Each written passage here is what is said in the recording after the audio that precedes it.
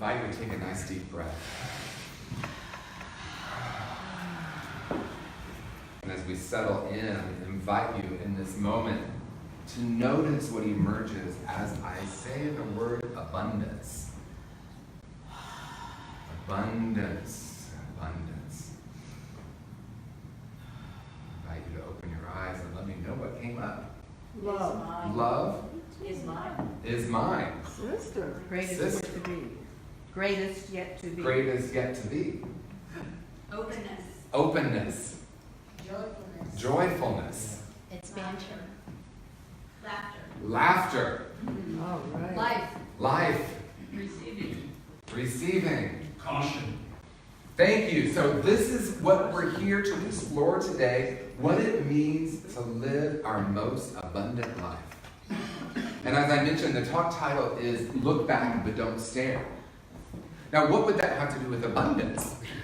We are going to be exploring today this notion, this revolutionary idea that we don't have to seek abundance at all. It's already who and what we are. And the only thing, possibly, that prevents us from knowing that is the stories, beliefs, and ideas that we have put on top of that abundance so that we can no longer access it, or we believe we no longer can access it.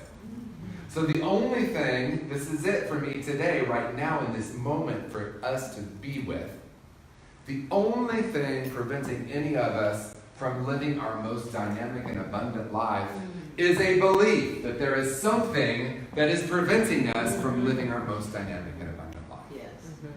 So I start with that because we all have a story. We all have a lot of stories, actually.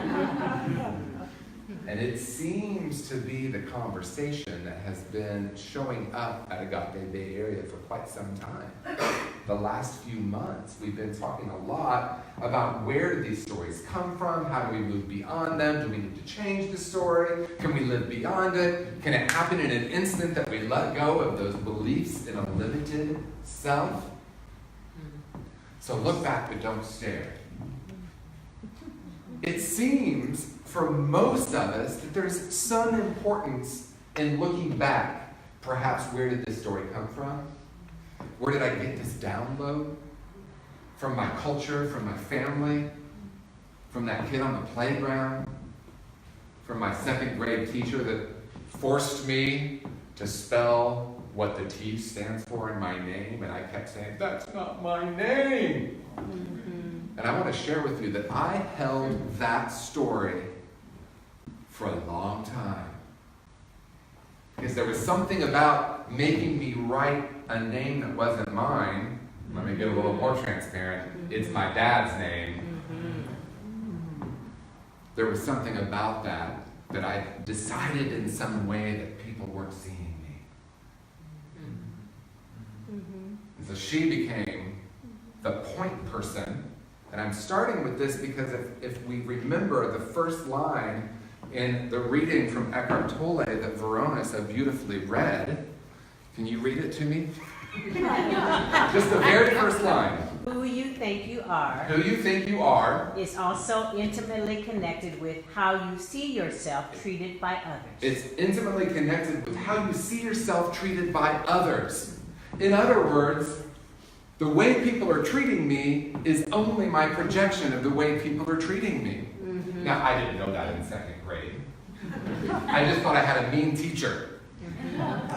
I didn't find out until I was in my 40s that it was my mom that had called the teacher and said, please make him spell his full name. Wow. Right, so I have been holding on to a story. This is just a small example of how our collection of belief systems and programs and ideas, in other words, it never even happened the way that I believed it happened. I had decided I had a mean teacher in second grade that couldn't see me and wouldn't see me and wouldn't allow me to be me, which was a theme that went through my life for many, many years. Why can't people see who I am? Why can't people let me be who I am? I need to find people that will allow me to be who I am. But see, it never even happened. Now I could just say, well, okay, now let me go blame my mom for it instead. That's not really exactly what we're talking about here today. In my book, Conscious Being, I start the chapter called True Abundance with forgiveness. And I'm really struck that I don't think we consciously set that up where we did forgiveness last month and abundance this month. It wasn't until I started looking at that transition that I remembered that I started the conversation around abundance with forgiveness. Why would I do that? As long as I believe I am my stories, as long as I believe I am what happened to me, as long as I'm staring at my past and believing it's the ultimate truth, there is no way I will step into anything greater for myself than the programming. Reverend Michael says it this way: it's time for us to release our agreement with mediocrity. Now, that was a big download in Indiana and my family in the 1970s.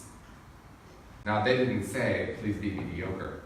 But that was kind of the message, right? Don't be too big for your britches, or, there were all these messages that I received.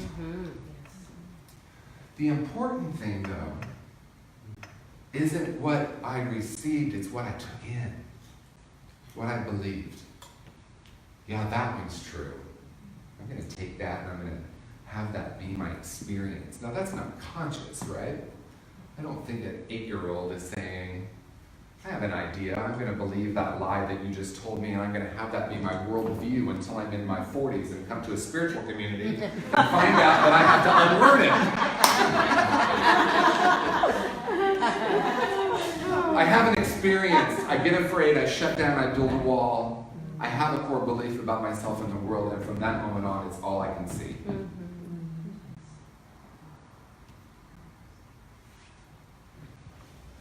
And so what if we don't have to seek anything out there? I was on the beach in Miami one night with my friend. I mean, first of all, the beach in Miami at night is so magnificent. I was having this beautiful moment. I looked out into the ocean, and I looked up into the sky, and I realized that we've spent billions of dollars exploring space, but we have no idea what's in the bottom of our ocean. Right. And I thought, what a metaphor that is. We're seeking up there and out there. We even have an idea that God is up there, which is really interesting. God's up there and out there somewhere, but not right here, and certainly not in the depths of the ocean. And so the metaphor rang true for me, that I recognized that we do that, that's the collective. Let's figure out what's up there and out there. We have a person now that wants to start, a branch of the military. Space Wars, right? What everyone's calling it. Because we're going to have to fight for our space up there eventually, right? And yet, what's in the depths of our own ocean, our own beingness, it's not something that many of us are taught to explore. So abundance is already there. It's already who and what we are. And I really love, and I'm going to take it to where Eckhart Tolle was talking about, what I believe the world is withholding from me is really mine to give to the world. Now, I want to be clear. I'm going to take it a little bit further, because he goes on to say, when I believe in my small self, the personality self, the broken self, the personality, I have all my stories, I'm staring back at my stories. That's who I am. Of course we think someone needs to provide us with love. Someone needs to provide me with attention. When I really understand that the journey is an inward journey toward reconnecting or recognizing our oneness with Source and as Source, because even with Source, do you hear that duality? I'm going to connect with Source. Wait a minute, I thought Source is who and what we are. So when I dedicate myself to coming into a community like Agape Bay Area and communities all over the world that are springing up in a powerful way. If you haven't read A New Earth by Eckhart Tolle, I highly recommend you read the part in his book about the emerging spiritual community and what's happening now in an authentic, intentional spiritual community where people are coming together all around the world with a deep knowing that as we come together to honor that we can look back at the story, but we can quit staring at that story and start looking inward to recognize who and what we are, and we come together to know that, and that vibration increases and increases and increases, and it has a profound and powerful effect on every being. Yes. I was going to say on the planet, but I'm guessing Yes. much beyond that. Mm-hmm. That when I change, the world changes. Mm-hmm. Yes. When I decide that love is who I am, I start seeing more love in the world. When I offer what I think the world is supposed to bring me, I experience more of it. I want to tell a story. It's about my mother. I think she's been coming up a lot lately. She does watch Love Stream. I love you, Mom. We have made a lot of peace. We've done a lot of work on our relationship over the years. Because I was carrying a story that I didn't have the mom I deserved. I carried that story way through my 20s. And because of that, blah, blah, blah. And I want to be careful. I'm not trying to minimize our stories.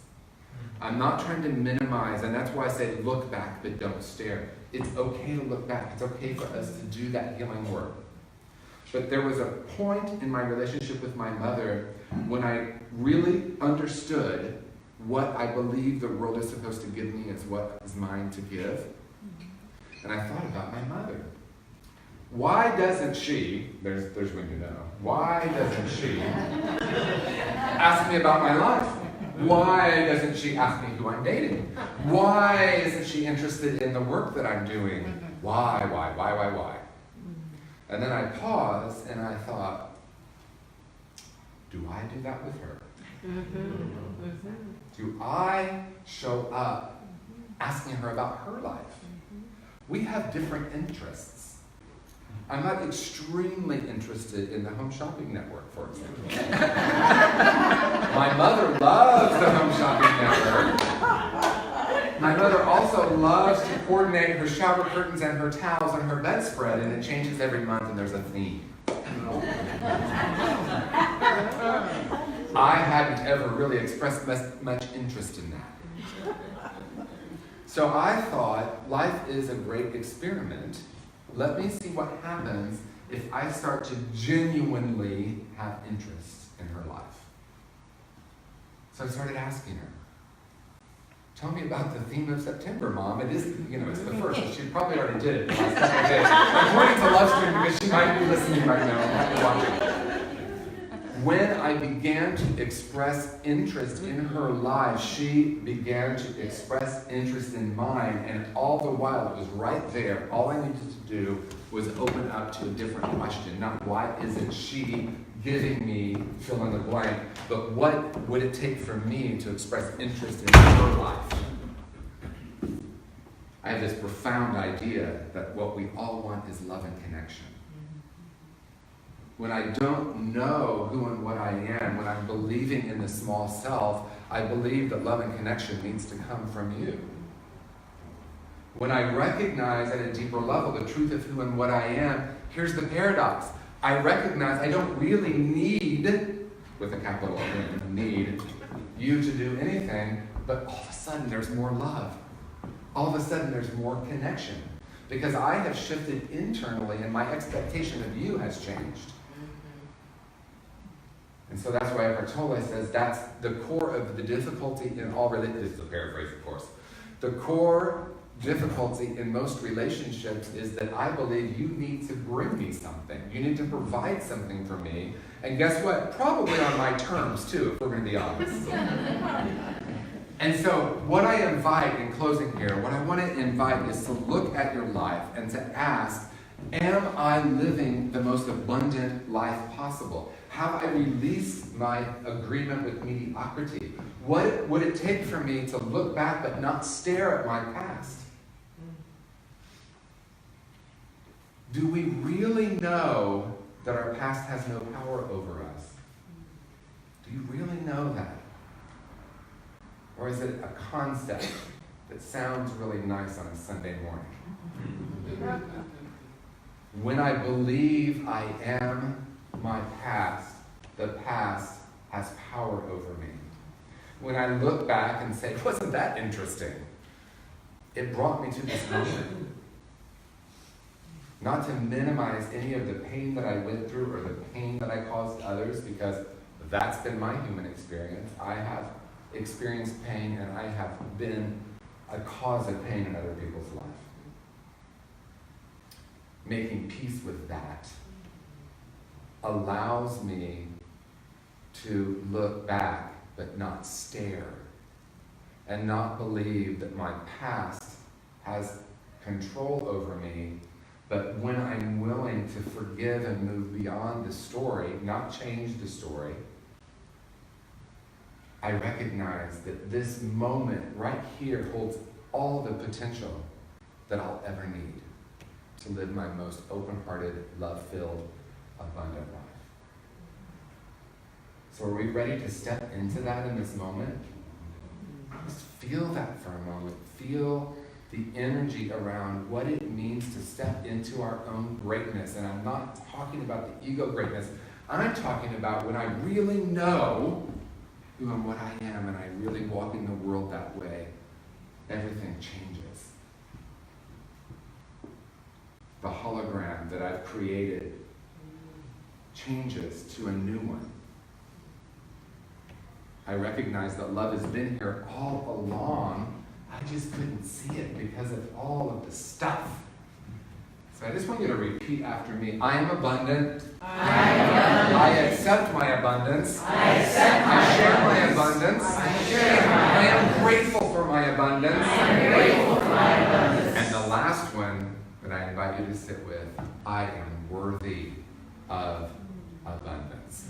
I am worthy of abundance. And so it is. And so it is. So it shall be. So it shall From be. this moment on, From this moment I on, have shifted. I have shifted. The world has shifted. The world has shifted. I'm the magnificent presence on the planet. I am the magnificent presence on the Let my planet. light shine. Let my light shine. And it allows others to shine more brightly too. And allows others to shine more